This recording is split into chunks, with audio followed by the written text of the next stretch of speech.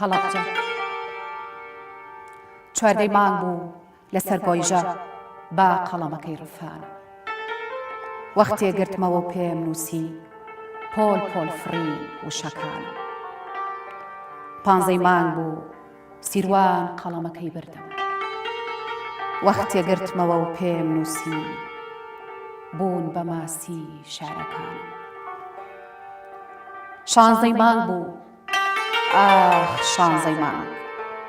کە شارە زوور قەڵەمەکەی لێ وەرگرتم وەختی دایمەوە بنووسم وەک هەڵەبجە وشک بوو بۆ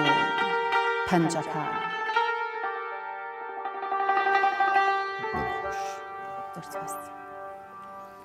بینەرانی خۆشەویست فەرموون لەگەڵ ئەڵقەیەکی نوێی بەرنامەی قەلەندەرخانە ئەم بەرنامەیە تایبەتە بە لێدوان لەسەر شاری هەڵەبجە و ئەو شاری کە کۆمەڵێک تراژیدیایی بەسەردا هاتووە بە درێژەی مێژوو بۆ ئەم بەرنامەیە لەگەڵ هاوکارم خەندەخان مامۆستا برایم هەورامانی میوانمانە بۆ لێدوان کە مامۆستا برایم خاوەنی ئەرشیفێکی دەوڵەمەندە لەسەر شاری هەڵەبجە بۆ لێدوان لەسەر ئەو تراژیدیانی کە بەسەر شاری هەڵەبجەدا هاتووە و قسەکردن لەسەر ڕۆڵی هەڵەبجە لە بواری ڕۆشنبیری و لە بواری ئەدەبی و لە بواری فکری و لە بواری خەباتی سیاسیدا لە مێژووی کوردستانە هەروەها کاک جیهانگیر جەلال نادر بە ئامێری سنتور بەشدارە لە بەرنامەکەمانە و حەزەکەم ئاماژەی پێ بدەم کە کاک جیهانگیریش باوکی یەکێکە لە قوربانیانی کیمیابارانی هەڵەبجە ساڵی 1970 مامۆستا بەخێربێی کاک جیهانگیر بێگومان مامۆستا برایم سەرەتای پرسیارمان ئەوە ئەبێت کە شاری هەڵەبجە هەمیشە ڕۆڵی خۆی بینیوە لە هەموو بوارەکانە نەک بواریشی تایبەت بێگومان بەرنامەکەمان لەسەر ئەوەیە ئایا ئەو تراژیدیانی بەسەر هەڵەبجەدا هاتووە کە دوایین تراژیدیا کیمیابارانی هەڵەبجەیە ساڵی 1970 چەند کاریگەری هەبووە لەسەر قەڵەم و لەسەر ئەدەب و لەسەر فکر و لەسەر هونەری کوردی بەڵێ من دەکرێت باسێک لە مێژووی زۆر نزیکی شاری هەڵەبجە بکەین بە تایبەت باس لە مێژووی سیاسی ئەم شارە دەمانگەڕێنێتەوە بۆ ئەوەی کە هەڵەبجە بە کۆمەڵێک سەردەم و بە کۆمەڵێک دەورانی جیاجا تێپەڕیوە و بە درێژایی حکوومەتە یەک لە دوایەکانی حکوومەتی عێراق کە هەمیشە بە چەک و بە ئیختیاری شەڕ و سەربازی وەڵامی داواکانی گەری کوردیان ناوەتەوە لە شۆڕشی شێمەحموو ئینگلیزەکان بە بەکارهێنانی هێزی زەمینی و فرۆکەی جەنگی ئەو سەردەما پەلاماری ئەم ناوچەیان ناوە و بردومانی عەبابێلی پشتی هەڵەبجەیان کردووە دواتر حرس قەومیەکان و بەعسیەکان لە ساڵی 1963 بە قیادەی زەعیم سەدیق کە موجریمێکی معروفە لەناو ئێمە پەلاماری ناوچەکەی یاوە و تۆپباران و قەتڵ و عامی خەڵکەکەی کردووە بە شکلێک چەندین دووکان و بازار و خانوبەرەی خاپور کردووە و سووتاندووە و هاوڵاتی سیڤیلی لەم ناوچەیە شەهید کردووە دواتر پاش شکستی ڕێکەوتنامەی 11 ئازار و هەڵگیرتانەوەی شۆرش لەم منتیقەیە دوو ڕۆژ دوای قەڵازێ هەڵەبجەش ئەکەوێتە بەر هێرشی بۆمبی ناپاڵم بۆ خۆمان نەزانین بۆمبی ناپاڵم کە دروستکراوی وڵاتی هیندستانە و لە ڕووی نێودەوڵەتیشەوە بۆمبێکی قەدەغرە کراوە چونکە کۆکوژە لەو هێرشەشە دەیان کەسی بێدیفاع شەهید دەبن خەڵکەکەی ئاوارەی ئۆردوگاکانی ئەو سەردەمەی ئێرانە بن هەر ڕۆژێک دوای هەڵەبجەش گوندی سەراو کە گوندێکە و شوێنی داڵدەدانی هێزی پێشمەرگە بووە لەوێش دەکەوێتە بەر بردومان بە چەکی شەستیر دوای 1974 و هەرگیرتانەوەی شۆڕشی نوێ لە ناوچەکە و سەرکوتکردنی سەرجەمە و ڕێپێوان و خۆپیشاندانە ئەنەی کە هاوڵاتیانیان کرد حکوومەتی عێراقی دیسان پەنای بردوێتەوە بەر جەرایم گرنگترینیان سیانزەی 5/87 کە بۆ پەرچدانەوەی ڕاگواستنی پاژماوەی ئەو لادیانی تاو ساڵانە نەگوازرابوونەوە بە مەشکانی عاشقان بە تێنتی خاپور کرا نزیکەی دەیان کەس بە زیندە بە چاڵ کران بە برینداری و خەڵکێکی زۆریش ئاوارە بوون. دواتر چیمیابارانی هەڵەبجە بۆ خۆتان نەزانن کە ئەو جەریمەیە لەسەر ئاستی دنیای دەنگدانەوەیکی تایبەتی هەبووە و قوربانێکی گیانی و مادی زۆریشی لێ. بەڵێ مامۆستاکیان وەک ئەزارین کە ئەم کارە ساتە تراژیدیایە کاردانەوەی هەبووە لەسەر بیرمەندان لەسەر تەواوی مرۆڤایەتی. کێ بوون ئەو ئەدیبانەی کە خێرا کارداوەنەوەیان هەبووە و شتیان بۆ هەڵەبجە نووسیوە؟ دەبێ ئێمە ئەو ڕاستیە بخینە ڕوو کە لەو سەردەمانە زۆرێک هەبوون لەوانەی کە ڕاستە و خۆ توانیویانە ئینعکاسات با بڵێن ڕنگدانەوەی کار تاوانی کیمیابارانی هەڵەبجە لە ئەدەبیاتی خۆیانە ڕنگ بنەوە، بەڵام هۆکاری گەیاندنی ئەو ئەدەبیاتە بۆ ئێمە درەنگ کەوت بێتەوە. بۆیە ناتوانین بە تەحدید بڵێن 1 و 2 3 و 4 ڕاستە و خۆ گەلێ جار گەلێ کەسیشە بێ لەو کاتان نووسیبێتی بەڵام بتوانی دوای ڕاپەڕین بەڵێ بە بۆنەی هۆکاری گەیاندنەوە ڕەنگە نەیتوانی بێ بگات بە ئێمە. بەڵام لەو دەور و نەخشا من پێم وابێ نزیکترین و زووترین و نوێترین بەرهەمێکی ئەدەبیاتی شعر کە لە ڕێی دەنگی گەلی کوردستانەوە، دەنگی گەلی کوردستان پێم وابێ ئەگەر باڵا نەچوو بم شعری هەڵەبشیمای خوا لێ خۆش بوو شێخی نەمران شێخ حەسیبی قەراخی بوو بڵاو کرایەوە. دواتر کاک شێرکۆی ڕەحمەتی، دواتر لاوچی هەڵەبجەی ڕەفیق سابیر کە ئەو کاتە من ئەگەر بە هەڵا نەچوو بم کاک ڕەفیق سابیر نوێنەوەی حیزبی شوعی عێراقی ئەبێت لە ئەفغانستان و ڕەزا حەما لە وڵاتی دەرەوە ئەویش شعرێکی بەو شکڵە نووسی بوو. هەر لە سەرەتاوە من دەمەوێت بڵێم ڕنگدانەوەی تاوانی کیمیابارانی هەڵەبجە لە شیعرەوە دەستی پێ کرد، لە شیعرەوە دەنگی دایەوە، لە شیعرەوە بەرجۆی ئێمە کەوت. بەدەرلەوەی جگەلەوە مامەسا هەر تەنها شعر نەبوو، ئەی لە بواری هونەریشە ڕنگدانەوەی هەبوو کارەساتی کیمیابارانی هەڵەبجە. بەڵێ من ویستم ئەو قسەیە بکەم، ڕەنگە شعر پێش شعر وەکو خەبەر لە سەحافەوە ئێمە پێ ئاشنا بووین، لە ڕێی میدیا و ڕۆژنامەوە کەناڵەکانی دنیا بۆیان باسکردین و جێڕابێتیان ئەم وەکو خەبەر، بەڵام وەکو ژانری ئەدەبی ئێمە وتمان شعر توانی لەبەر خۆش دەستی و زوو هاتنە وەسایلەکانەوە مەسەرن بەردەستەوە توانی زووتر ئەم قەزێ ئەم جەریمە بە دنیا بگەێنێ. بەڵام بەڕێ بەڕێزت قەڵەم هونەر ئەدەبیات ئەتوانێت گزارش لەم کارە ساتە بکە؟ بەڵێ ئەتوانێت حەقی خۆی باتێ؟ بەڵێ من ئەمەوێ پێش ئەوە بە وەڵامی و پرسیاری کاکە حەمید بەمەوە. مەسەلەن ئەم شیعرانە هونەرمەندان توانیان زۆر بە زووی مامەڵەی لەگەڵا بکەن، ویستیان بە شکڵێکی تر بیگەێنە خەڵەگەویش بە شکلی سرود و شکلی گۆرانی. مەسەلەن کەسێکی وەکو میدیا حسێن لاوانەوەیەکی هەبوو، یا کەسێکی وەکو ڕەحمەتی کاک عەباسی کەمەندی توانی لە 18 سێ شعرێک ئامادەکات و خۆشی ئاوازی بۆ دانێ خۆشی تەوزیعیکە لە تەلەڤیزیۆنی سنە تۆماریکا و بڵاوی کاتەوە و شڤان پەروەر و کاک ناسری ڕەزازی و زایر جەلال زۆرێکی تر هەبوون لەوانە مەسەلەن زوو بە زووی توانیان مامەڵە لەگەڵ ئەما بکەن.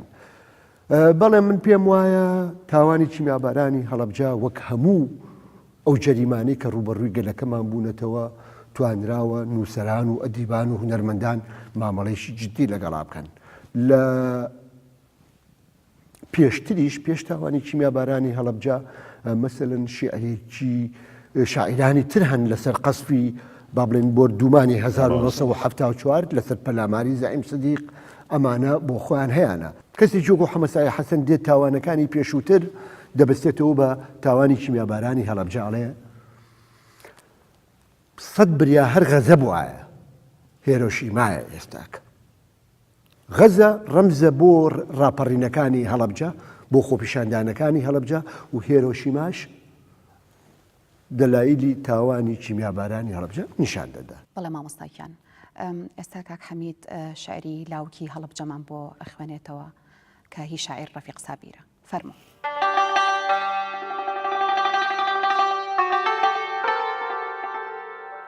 بەتەنیا جێی مەهێڵم ئەم شەو زریان دەیچێنێت، تەمومش دای دەپۆشێت مانگە شەو دەیڕفێنێت، گەروی بە گزنگ تەڕکەن زامەکانی بە شیلان، بە گۆرانی دایپۆشن یان بە سەوزی دارستان سەری بە شەپۆلان کەن با ئەم شەوە ڕای ژێنێت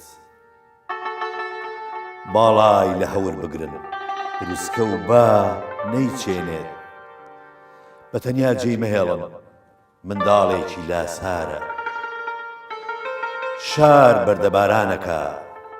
مانگ دەکا بە کۆللارە با کەژاوی لە گوڵ بێت یا لە پەلکە زێڕینە زەماوەندی خوێن دەکات ئەم شەو پاشای ئەوینە عاشقێکی لاسارە بروسکە و با دەچێنێت بە تەنیا جێی مەهێڵن مانگە شەو دەیڕفێنێت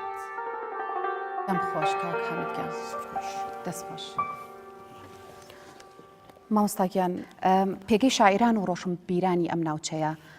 لەسەر فەرهەنگ و مێژووی کورد چی بووە؟ و ئێمە ناتوانین بەو شکڵا وەڵامی ئەم پرسیارەی جەنابەت بینەوە کە حەقی تەواوی خۆی بین ڕەنگە چەندین بەرنامەی بوێ بۆ وەڵامێکی لەم چەشنە بەڵام ئەگەر بە خێرایی سەیرێکی مێژووی ئەدەبیاتی کوردی لەم منتیقەیە بکەین لە هەڵەبجە و هەورامان و شارە زور دەتوانم بڵێم ناحەقی ناکەین شانازێکی زۆر بۆ شاعیر و کەسایەتی و زانا ئاینیانەوە بکەین کە لەم منتیقەیە ژیاون مەسەلەن بۆ نمونە کەسایەتی وەکو گۆرانی شاعیر کە توانوێتی گۆڕانکاریەک لە ئەدەبیاتی کوردی لە قۆناغێکەوە بۆ قۆناغێکی تر و مەدرسەیەکی تر بۆ مەدرسەیەکی تر بکە یا کەسێکی وەکو نالی کە بە شۆڕەسواری ئەدەبیاتی کلاسیشی ئێمە ئەژمێرێت یا زاناکانی وەکو مەلا عەبدولکەریم و مودەڕیس و مەلا مستەفای زەڵمی و مەلا عەبدوڵای خەرپانی و خانەقاکانی تێوەڕە و بیارە و شاعیرەکانی وەکو ئەحمەد موختار جاف و بێکەسیش کە لێرە فترەیەک ژیاوە تەنانەت دەتوانین بڵێن ئێمە شانازی بکەین بە کۆشکەکەی وەسمان پاشاوە بەهۆی تاربەجی جاف و ئەحمەد موختارەوە و کۆشکیان کردوتە سەکۆی کۆبوونەوەی شاعیرەکان زۆرجار قانیع شاعیر هاتوتە ئێرە زۆرجار مەسەلەن کەسێکی وەکو کەمالی شاعیر کە خەڵکی کەرکووک بووە و لێرێ و کۆنتاکتێکی باشی لەگەڵ ناتقی شاعیرە هەبووە ئێمە حەقی خۆمانە شانازی بە خورشیدە بابانێکەوە بکەین کە لە ساڵی 1970 یەکەم شاعیری ژن بووە بۆتە ئەندامەیەکی دین و سەرانی کورد بەڕاستی من ناتوانم ئەو حەقە بەم لەم بەرنامە و لەم ماوە کورتا زۆر باسی و نووسەر و شاعیرانە بکەن بۆ نمونە ئەحمەد موختار بەجی جاف ئەگەر لە دوای جەمیل سایب یەکەم کەس نەبوو بێت چیرۆکی کوردی نووسیوە ئەوە چیرۆکی لە خەومان لەگەڵ مەسەلەی وجدان یەکەگرتنەوە دەبنە یەکەمین هەنگاو بۆ دروستکردنی چیرۆکی کوردی یعنی شاری هەڵەبجە هەندێک جار بووە بە لانەی دروستبوونی قوتابخانەی ئەدەبی نوێش نەک تەنها بەڵێ ئەگەر لە بواری موزیک بیگرین لە بواری شانووی کوردیا بیگرین خەڵک لەم منتیقەیە لەم ناوچەیە توانیوێتی مەسەلەن شۆڕەسواری پێشخستنی سینمای شارستانێتی بێ لە هەڵەبجەیە بەڵێ مامۆستاگیان وەک لە سەرەتای بەرنامەکەشدا ئاماژەت بەوەدا کە شاعیر حەسیب قەرەداغی یەکێک بۆ لەوانەی کە پێشنگ بۆ لە نووسینی شاعیر بۆ هەڵەبجە پێم خۆشە کۆپلەیەک لە چامەی هەڵەبشیمای ئەو بخوێنمەوە ئەگەر کاک جیهانگیر هاوکارم بێ فەرمو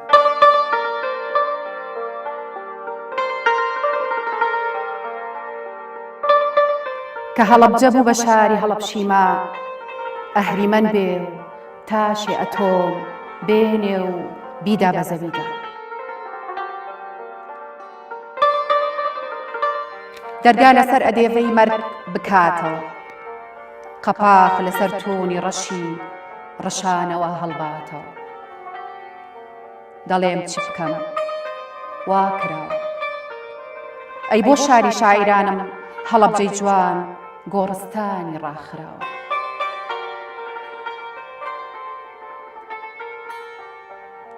با ئەندێشەم ژان بیگرێ و داوای دایکە هەڵەبجە بکە دایکە هەڵەبجەی مامانی شاعیرانی شۆڕەسوار دایکە هەڵەبجە دایەنی کۆرپەی شەعرەهی بەهار دایکە هەڵەبجە هاوسەری باڵان بۆیە و شارە زووری لەبەردایە دایکە هەڵەبجە شۆخێکە وا لە جیاتی پۆیلە و کڵاو هەورامانی لەسەردایە.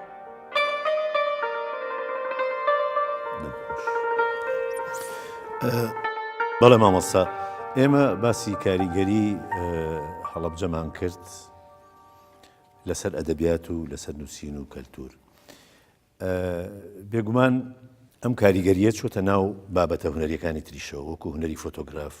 وەکو سینەما، وەکو دراما. ینی ئالەم بابەتانە ئاگات لە چەند بابەت هەیە کە کاری لەسەر کراوە بە شێوەیەکی تر، بە شێوەیەکی هونەری تر. ئەکرێ ئێمەوە بڵێن هەر پاش ئەنجامدانی ئەم تاوانە، با بڵێن پاش شانزەی سێ،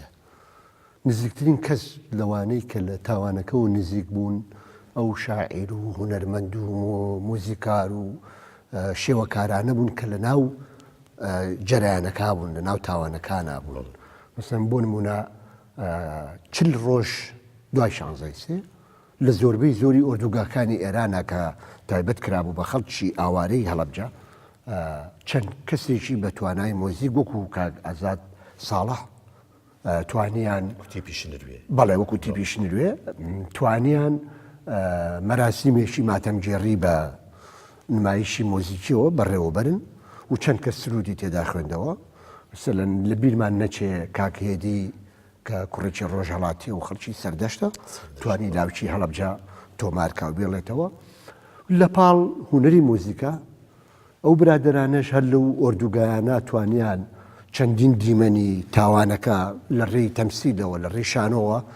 بە تایبەت شانۆی گەڕۆک، شانۆیەک مەسەلەن کە لە هۆڵی تایبەتانە بێ یا زیاتر لە ناو ئۆردوگاکانە نمایشی شانۆییانە کرد. و هەندێک کەسیش وەکو لاوانەوەی خۆی، وەکو هەست و معاناتی خۆی، وەکو ئەدەبیاتی بیدایی خۆی لە کۆڕ ئەدەبیەکانە بەشداری ئەو شوێنانەیە کرد. بەڵێ مامۆستا، بێگومان شعرێکی شاعیری بەناحق کوشتا و بڵێم عیرفان ئەحمەد هەیە کە ئەو شعرە بە تایبەتی بە شێوەیەکی زۆر تایبەت بۆ هەڵەبجە نووسراوە. شعرەکە پێشکەشە گیانی پاچی شەهید جەلال عەزەبانی شاعیر کە هاوڕێی بووە. ینی ئەو شعرەی بەو شێوەیە نووسیوە بە شێوەیەکی تایبەتە. حەز ئەکەم چەند کۆپلەیەکی لێ بخوێنمەوە. هەر کاتێ بمەوێ شعرێکی وەها بنووسم، لە کانیەک سادەتر بێ، لە برینی هەڵەبجەش قوڵتر بێ. ئیتر ئەوسا وەک چۆن گەڵا لە پاییزی دارستانە هەڵئەوەرێم، دەچمە قوڵایی ژانەوە لە تەکبنا شعرەکەشم بە شادەماری عەشقی خاک و برسیەکانە تێپەڕێ. هێندە بەناو تاشە بەرد و سنگی نەرمی دەشتەکانە هاتم و چووم، لەگەڵ پرچ و بەم کەمژە و دەسرازەیە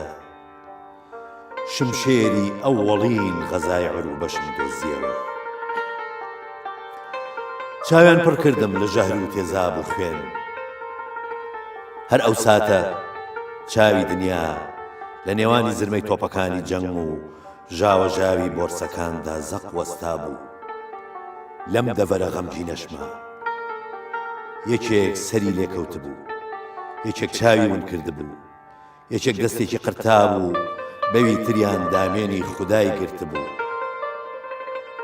تۆش هاوڕێکەم ئەو ساتانە وردە وردە باڵە فڕێت بە چۆلەکەی سرکی ئارەزوەکانە کرد. هێدی هێدی زمانی عەشقت ئەپژە، لەبیرم دێ ئەو وەرزە بوو لەسەر شەقامێکی شاردایەکمان ناسی. بیستنمان بوو بە هێلانەی ئەو کۆترانەی بە نهێنی هەڵفڕین و بە ئاشکرا سەریان ئەبڕین. جاچوزانم خاچی ژێر پێی ئەو پیاسەمان ئەبێ بە گۆڕستانی بە کۆمەڵی ئەستێرەکان. هەناسەمان سواری کۆڵی سیمرخی مەرگە بێت و ویژدان ئەبێ بە زبڵدان. جاچوزانم لە ئازاری داهاتوودا گەروم پڕ دەبێ لە گۆرانی نەبیسرا و پەنجەکانم بە قەسیدەی ئاو تەڕ دەبن. دەفتەری ڕۆح دەبێ بە وڵاتی گوێزان. دەم خۆش کاک حەمیدگیان، بەڕاستی شعرێکی زۆر زۆر جوان. دەست خۆش، دەستەکانە خۆش بێ، دەستی تۆش خۆش. مامۆستاگیان، ڕۆڵی حکوومەت چی بووە لە مامەڵەکردن لەگەڵ دۆسیەکانی جینۆسایددا با بڵێن. دەکرێت من لێرەوە ئەوە بڵێم ئەوەندەی ئێمە گلەیمان لە لایەنی پەیوەنددار هەیە لە مەسەلا ئەوەندە دڵخۆش نین بەرامبەر بە کارەکانی. ناڵێن کاریان نەکردووە، ناڵێن هەوڵیان ناوە، ناڵێن مامەڵەیان نەکردووە. بەڵام زۆرتر ئەوان مامەڵەکانیان لە خولگەی دیبلۆماسی دەوڵەتی ئاسوڕێتەوە. بەدەر لەوەی هەوڵ بن ئەم ئەرشیفە گەورەی ئێمە هەمانە، ئەم بەرهەمە گەورەی ئێمە هەمانە وەک نەتەوەیە کە جینۆسای زەدەین بتوانین لە پێناو ئاسایشی نەتەوەی خۆمان بەکاری بێنین نیانتوانیەوە بۆ شکڵە مامەڵیان لەگەڵا بکەن. بەڕای بەڕێزت ئەبوایە چی بکرایە؟ یەکێک لە خەمەکانی ئێمە ئەوەیە پاش 30 ساڵ لە ئەنجامدانی تاوانی کیمیابارانی هەڵەبجا ئێمە بین بپرسین ئەبوای چیمان کردایە. دەبوو هەر لەگەڵ ڕاپەڕینی 1990 ئێمە غەمی کۆکردنەوەی ئەو هەموو مەلەفە گەورەمان هەبوایە. ئەگەر چایە بگێڕین بەو نەتەوانی وەکو نەتەوەی کورد جینۆساید زەدەن ئەوان زۆر توانیوانە ئەکادمیانە کار بکەن. ئێمە وەکو نەتەوەی کورد خاوەنی کیمیابارانین، خاوەنی مەلەفی ئەنفالین، خاوەنی قەتڵ و عامی دەستە جەمعی خەڵکین، خاوەنی ڕاگواستنین، خاوەنی تعریبین، خاوەنی تەبعیسین، خاوەنی لە بینبردنی 8,000 بەرزانین. سیرەکەی بە کۆی هەم ئەموو دۆسیانەوە نەمانتوانیوە وەکو جوولەکەکان کە تەنها هۆلۆکۆستیان هەیە لە پێناوی ئەمنی قەومی خۆیان مامەڵە بکەن. من تەمەناکەم چی وەزارەتی ڕۆشنبیری، چی وەزارەتی شەهیدان بیر لە دروستکردنی بەڕێوبەرایەتیی تایبەت بە پاراستن لە مەلەفی ئەم هەموو دۆسیانە بکەنەوە. ینی ئەم دۆسیانە بەڕاستی مامۆستا پێویستە ئەرشیفێکی زۆر دەوڵەمەند هەبێت. خۆی ئەرشیفێکی دەوڵەمەندە، بەڵێ ئەرشیفێکی دەوڵەمەندە، بەڵام دەبێت ئێمە بیپارێزین. بەڵێ مامۆستا گیان من پێم خۆشە شعرێکی تری زۆر جوانی شێرکۆی نەمر بخوێنمەوە ئەگەر کاک جیهانگیر هاوکارم بێ بە ناوی وەڵام.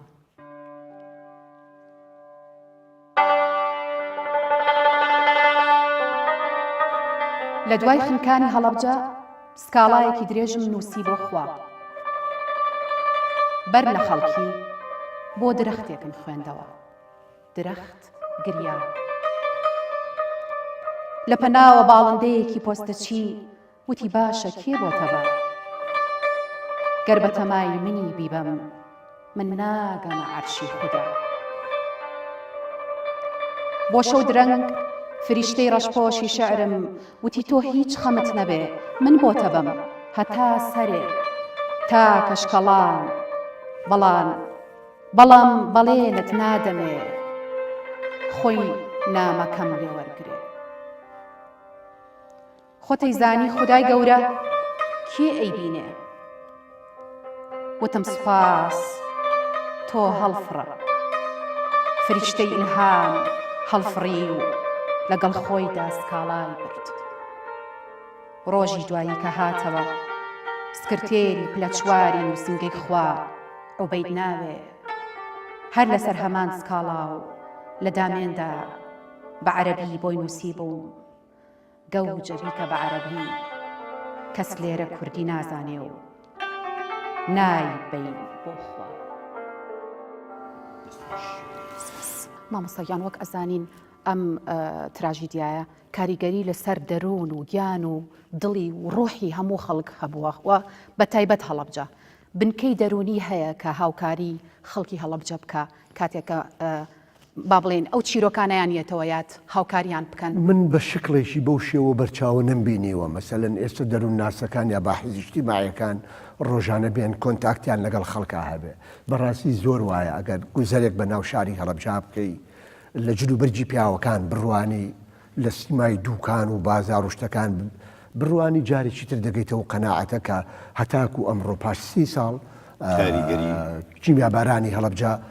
کاریگەری خۆی داناوە و دەوڵەتی ژێچێک لە بێغەمیەکانی و ئەوەیە کە نەیتوانیوە ئەو ئاسەوارە بسڕێتەوە بە شکڵێک لە شکڵەکان. چۆن مەسەلەن بێت مامەڵەیەکی تەندروست لەگەڵ بە بازرگانی کردنی ئەم شارە بکە بۆ خۆمان نەزانین پێگەی جوگرافی هەڵبجە پێگەیشی لەبارە بوو ئەوەی تۆ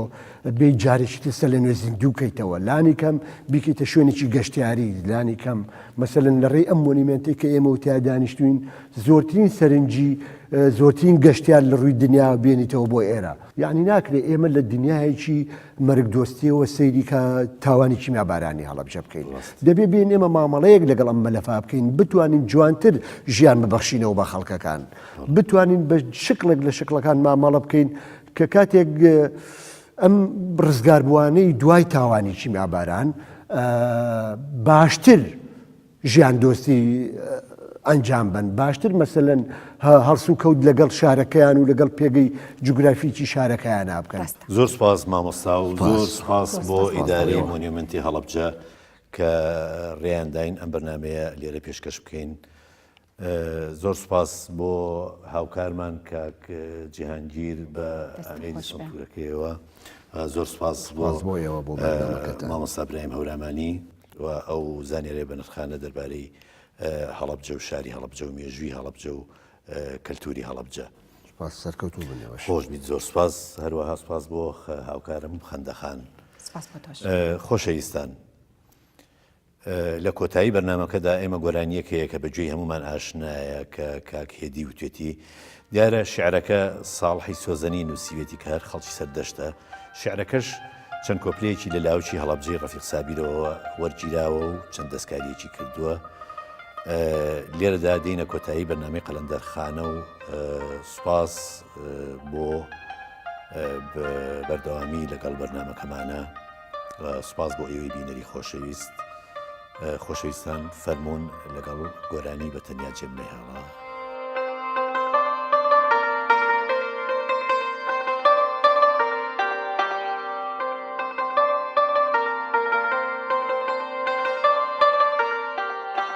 بەتەنیا جێم مەهێڵن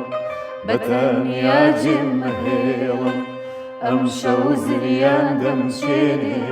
ئەم شەو زریان دەمچێنێ تەموو مژدام دەپۆشێ تەموو مژدام دەپۆشێ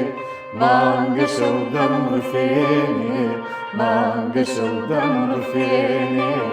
مانگە شەو دەمڕفێنێ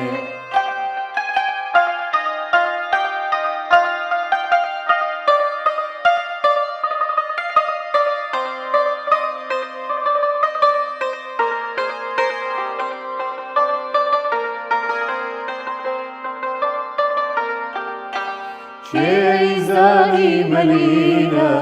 ئاوادەتان تارێنن باڵی هەزارتان دەبڕێ شارێکتان داخنکێنن کێگەیزانی بەهاری شەستە و زریان دەهێنێ چاوی لێماندانەخە چرۆکان داوەرێنێ بەتەنیا جێم مەهێڵن بەتەنیا جێم مەهێڵن ئەم شەو زریان دەمچێنێ ئەم شەو زریان دەمچێنێ تەموو مژدان دەپۆشێ